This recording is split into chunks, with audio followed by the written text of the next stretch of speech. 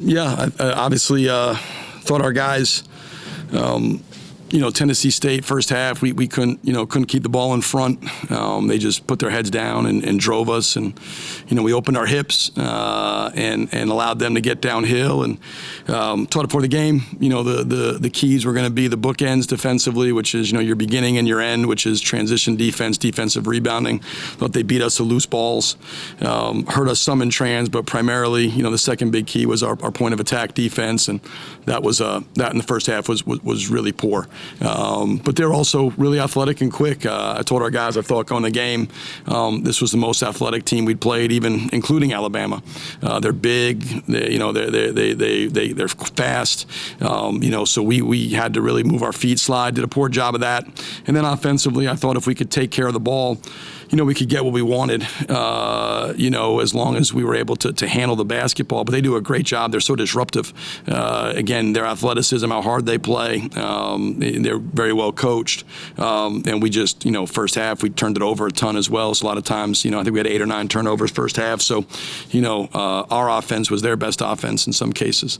But I thought we settled down. Got down 4, I think, in the second half. Called the timeout. Thought we stabilized. And then obviously, some huge shots. Jabo in that stretch, he went on a 16-0 run.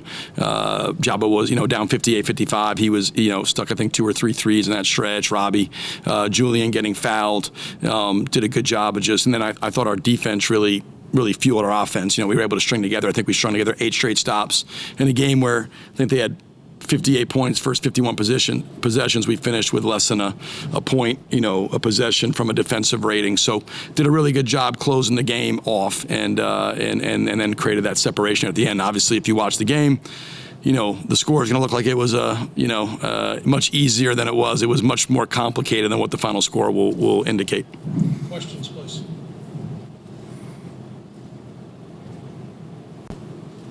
Coach, you got off that slow start. I thought Xavier came off the bench and provided just a huge spark. You mentioned the run, but also in the first half.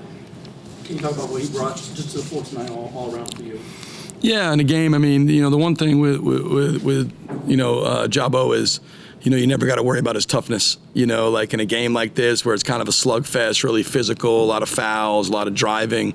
You never got to worry about, him not, meeting the standard, meeting, he's not going to, that's not going to be too big for him. He's not going to shrink in that moment. So, it was the right game for him. We talked in the locker room about that, he didn't get much opportunity against Ball State. Ryan was terrific tonight. Ryan wasn't at his best, but Jabo was terrific, and that's what really good teams do. Is they pick each other up when guys don't have it. You're not going to have it.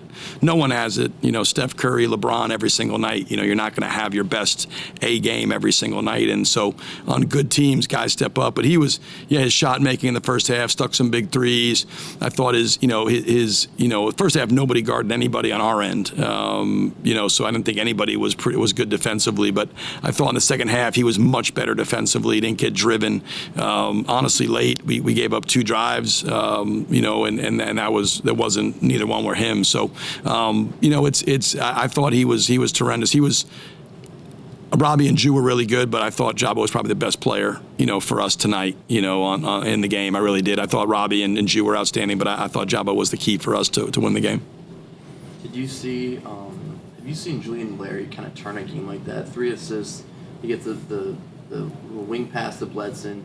He gets the pass to Robbie in transition. He gets the back-to-back layups. Mm-hmm. Then he gets the steal that leads to the run out for Jason Kent. Have you seen him kind of do like that before? Yeah, he has stretches where Julian can touch the game in a lot of ways. The best players are able to impact and affect winning the most ways. That's usually, like what separates guys at this level. Some guys can do it in 1 or 2 ways. Julian, he's developing more and more, and he's playing with more confidence.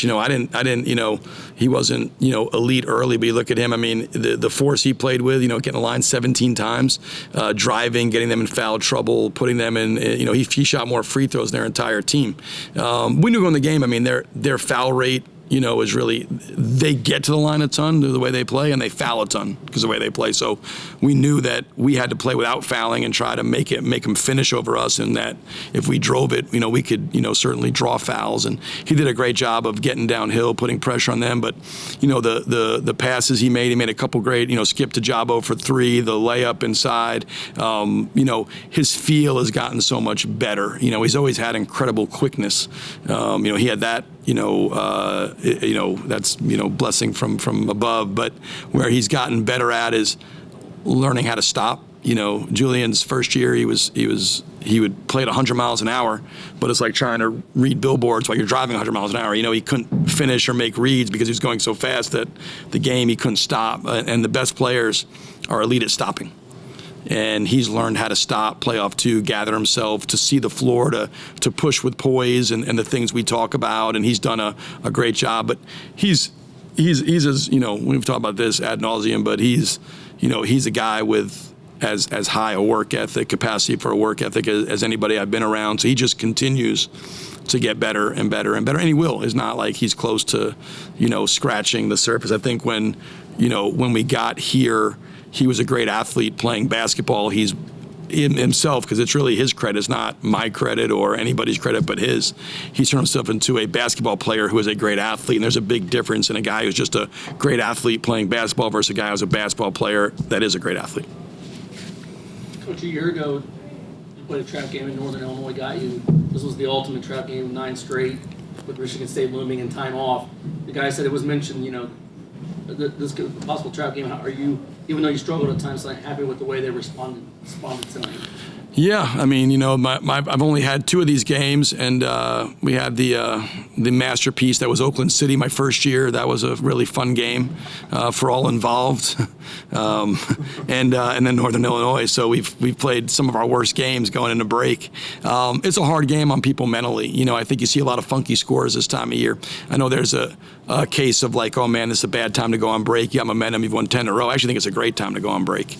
Guys need a chance to rest and reset. We've been going at it for a long time. So the chance to get back, recharge their batteries, fill their cups, is needed. But I thought, we knew Tennessee State was good. I watched their game with Liberty. It was a tight game. It's similar to our game. It was tight inside the final 10 minutes. Liberty's a really good team, that'll pick to win Conference USA. We knew that Tennessee State was a good basketball team. It wasn't a question of that. But I did like the way that, and this is a hallmark of really good teams, but it's been a hallmark of this team is, in the moments of truth, we seem to play our best basketball. It's kind of like, you're a tennis guy, Rick, you can lose in tennis more points than the opponent, but if you convert break points and things like that, you win the match, right? Even though you might have won less points than the opponent. There's something in these moments of truth in games where you got to be able to make a play, get a stop, hit a shot. And these guys in moments of truth, you saw it with Ball State, you saw it tonight, have the ability to kind of, when it is crunch time, money time, make the shot, make the play, get the stop, get the rebound, and it's been across the board with this team. Tonight it was Jabo, Swope and Robbie and other guys, last game Ryan, obviously, but you go back through all these games. And so these guys have been terrific at figuring out how to close and finish. And so far from perfect, like I told them, we're 11-1. We've won 10 in a row. We're very proud. We would have signed up for that, with our schedule. If you would have told me that before the season, that you get to break 11-1 with what we've played, playing 5 games in the Holman Center and who we've played and where we've played. And so we're really proud of what we've done. And we've done a lot, but we haven't accomplished anything yet, and the lion's share of the work, will be waiting for us when we come back on the 26th. And, that starts a gauntlet of at Michigan State, home against a 2-loss Evansville team, on the road against Northern Iowa, on the road against Drake, back home Belmont, Missouri State. At Illinois, Chicago. So there is the lion's share of the work will be waiting for us when we get this break. But right now my mind's in Miami and headed down for some good food, a lot of wine, and thaw out for a few days, and then come back to 26, and we'll be. I know the guys are, and I'll be be ready to roll. I know it's going to be kind of clunky working new guys into the rotation, especially like almost here at third in the year. But number 11's out there. What's it like seeing him out there? I'm thrilled for him, man. That kid was, he's chomped the bit to play. I think, he's much better than he's playing, but it's hard to explain. He's been practicing with us, but since the middle end of October, he's only been on the scout team because he wasn't playing. He couldn't play, so he hasn't done any Indiana State reps in 2 months, and so every rep has been something else. And he's pressing and he's trying to he's going to be a big piece for us. He's going to be a big piece for us. And the rotation day, I just like I said, going to halftime, I felt like and Jake was unbelievable against Ball State. I thought his defense changed the game. This game, he wasn't as good. We weren't guarding anybody, so at that point, I felt like, all right, if nobody's defending, then let's put a team out there that can, score enough to win because we're not getting any stops. There was nobody off the bench or anybody else that was, guarding worth the flip. So we're gonna go with that group. But Aaron's gonna be really good for us. He raises the ceiling for this team, and I think you'll start seeing who he is here probably middle of January, end of January, and certainly when it gets to when it matters most, elimination time. I think the full scope of his impact will be on this team, and we'll be a much better team when he's playing at the level I know he's capable of playing at, and that's my job to develop the depth and get it where it needs to be, and so I got to continue to work in that capacity, and we will, but. It's a process. It's a process, and we'll get back to it on the 26th. Got to ask, you mentioned gauntlet ahead, and everybody's been waiting for this Michigan State game. You can talk about it now. Next up, it's a major chance. Everybody's talking about the Sycamores.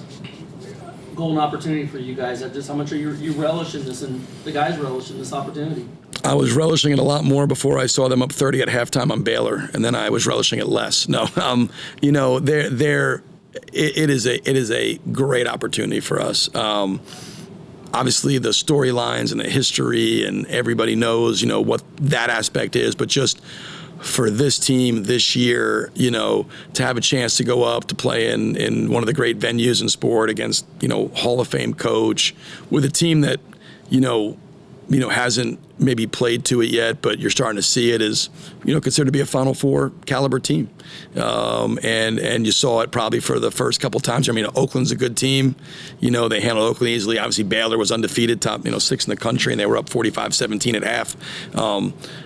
It's going to be I think it's going to be great for us for a number of reasons. One, it's a great opportunity. Two, it's going to create a great sense of urgency when we come back to 26 to get ready, because you're stepping into, you're going to be on high alert each and every practice a sense of urgency. So I can't wait. I know our guys, like we said, I know our guys love to compete. We got guys that really have a high competitive character, competitive will. They love these kind of challenges, these kind of opportunities. We went down, played a great Alabama team on their home floor. Now we get a chance to go to Michigan State and do it in East Lansing. I think Sycamore, our fans will be there. I know that, and I know our guys will be excited to play. I know I'm excited to go up and have an opportunity to compete against, arguably one of the, in my opinion, still one of the best teams in the country, a national championship contender, and see where we stack up, see where we measure up. I think we're at the point now where we need that, and it's a great opportunity for us. And it honestly happens at the perfect time, leading us into conference play. Anything else? Thanks, guys. Have a Merry Christmas.